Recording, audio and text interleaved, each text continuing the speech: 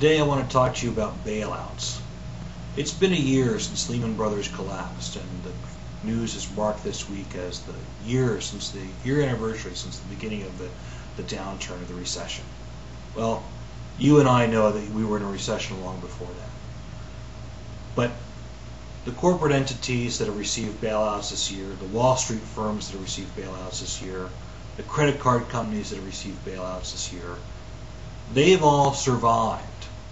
They've all kept on going.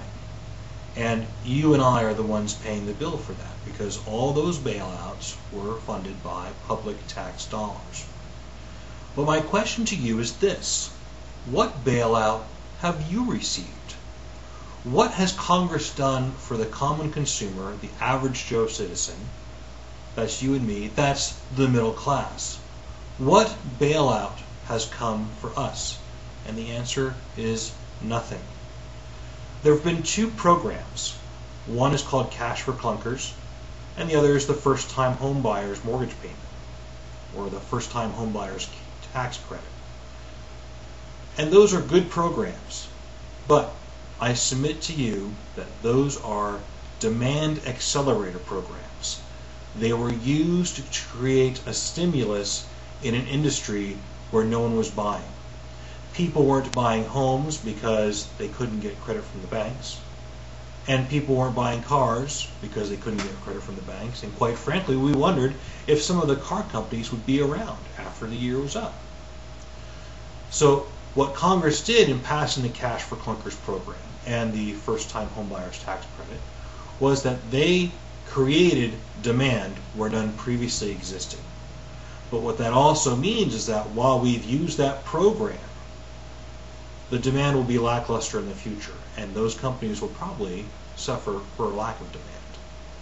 Now, I also submit to you that while those programs were nice on their face, in truth, what they really did was just create more debt for you and I.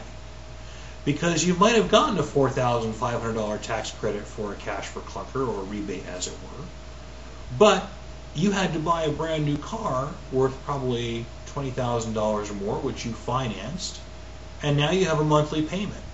So while you got that tax credit and it was a good break, it still means that you had to go into debt. And in these times, going into debt is probably about the worst thing we can possibly do. We are living on the edge of a much bigger recession, or even a depression, than we ever thought of. But my point to you is this: what bailout has come for you as the American consumer? And the answer is really, there hasn't been one. And you're not going to get one. Congress has no interest in giving the middle class a break. And the reason is because we really don't have any power. Corporations, lobbyists, political action committees, they're the ones that have the power to lobby members of Congress. We don't have that ability, so we don't rank. There is a way for you to create your own bailout, but what it requires of you is to get over the stigma. There is a law on the books that allows you to get rid of all your debts and start over again from scratch, and that law is bankruptcy. But you associate bankruptcy with being a bad thing. I submit to you that that is your bailout package. That is how you're going to get your own stimulus. Because once you file for bankruptcy, you eliminate all of your debt. You start over again from scratch. So if you are barely getting by, but credit card payments are dragging you down, by filing for bankruptcy, you eliminate the credit card payments, and now you've got enough money to start saving.